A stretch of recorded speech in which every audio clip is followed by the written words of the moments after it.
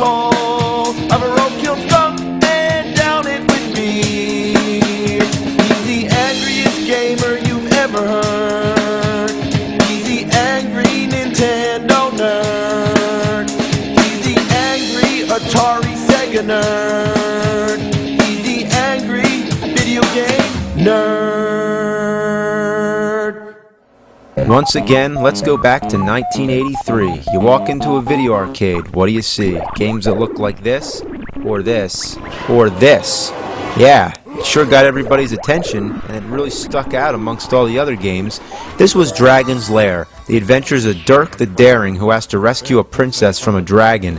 It was more like an interactive movie than a video game. Basically, you just watch the cartoon play, and when a certain obstacle would appear, then you press the right button at the right time to see whether you die or you continue playing. Now, the first time playing, there was no way to know what was going to happen, so the only way players would learn was to keep putting quarters in the machine. And once you spent like a truckload of quarters and you knew how to go through the whole game, then you could pretty much beat it every time after that and just show off to everybody. So, while there wasn't much to the gameplay, it was groundbreaking in the fact that it was one of the first games to use a laserdisc, making the use of motion video, and feature animation by Don Bluth, who, prior to Dragon's Lair, was known for his work with Disney on features such as Robin Hood, The Rescuers, and Pete's Dragon. Many games of its kind would follow, some of which were adapted on the home CD consoles, such as Time Gal and Road Adventure, which I mentioned in my Sega CD review. Now, many adaptations of Dragon's Lair would appear on several game consoles, but the one that I'm going to play is the NES version. Now, how could you put this into this?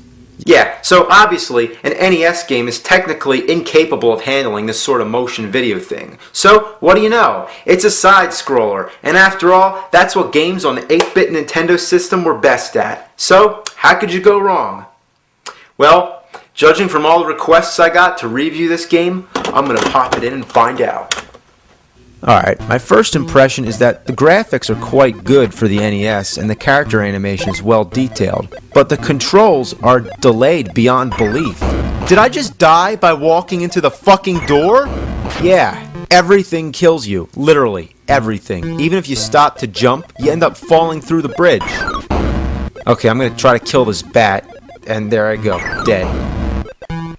Here I go, dead again.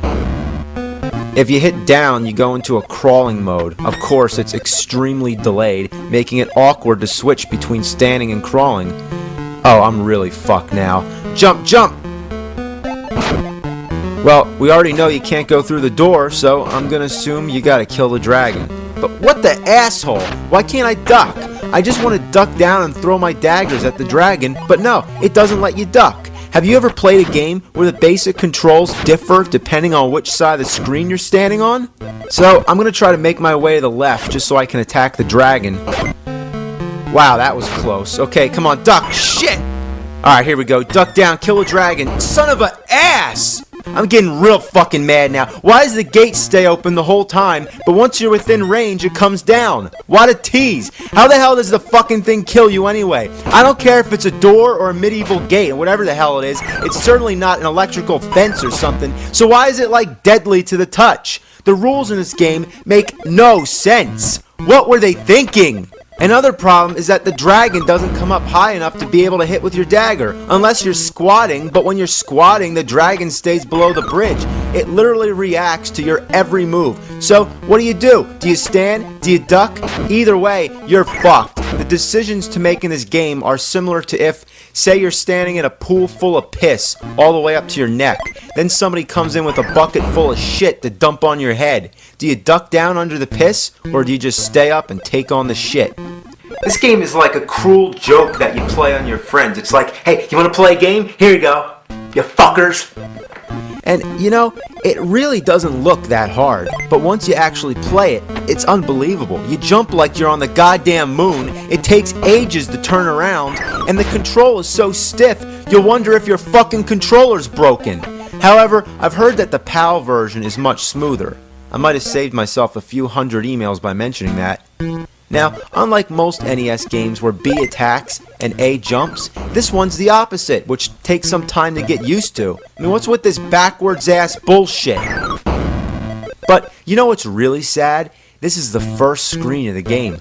I haven't even gotten past the first screen yet. I don't even want to know what the rest of the game is like.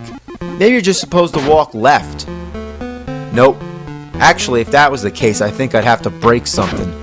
Now, you know what else is bullshit? Everything kills you with only one hit. The dragon, the fireball, the moat, the door. But the bat just takes away a tiny bit of life from your life bar. Yeah, that's right, you have a life bar.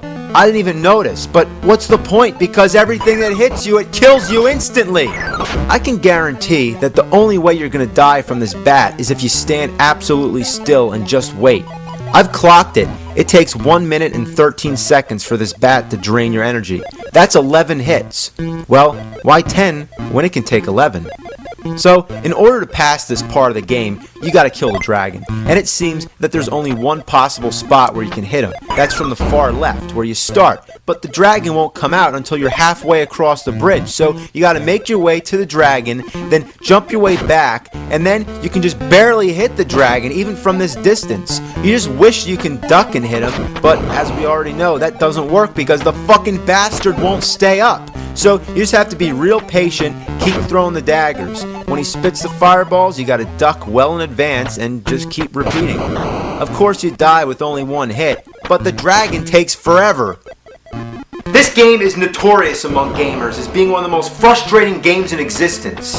At some time or another, it seems everyone takes a shot at it. And after this review, I'm sure many more people will suffer over it, which is unfortunate, but to quote Full Metal Jacket, it's just one big shit sandwich, and we all gotta take a bite. So, finally, the dragon's dead, the door goes up, and now you got one last obstacle. Just don't fall. Oh God, don't fall. Not after that. Alright, finally we get to see something different. Now, your first obstacle here are these rocks that come flying at you. Fuck! Now, once you remember the pattern, you can get by, but then this snake comes up out of nowhere. Damn! You know, this whole game is all about trial and error. The only way to get through it is to memorize everything that happens. And once again, I'd like to stress, what's the point of having an energy bar when everything kills you with one hit? One fucking hit! Now, this is the worst. Just gotta watch the pattern. Up, down, up, down, up. Fuck! Oh, God. Game over? Oh, no. No, please, no.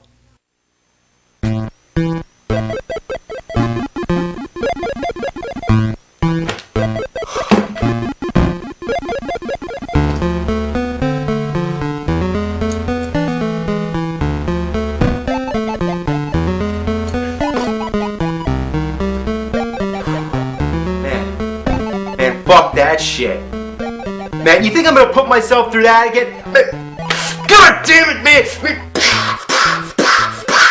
Man, fuck this game, man! Man, Jesus Christ, I'd rather fucking 69 a grizzly bear while shoving King Kong up my ass. I'd rather fucking stand in the middle of a ring of monkeys as they pelt me to death with their own anal waste. Man, fuck this game, fuck it to hell, fuck it to oblivion, fuck it to damnation of mankind!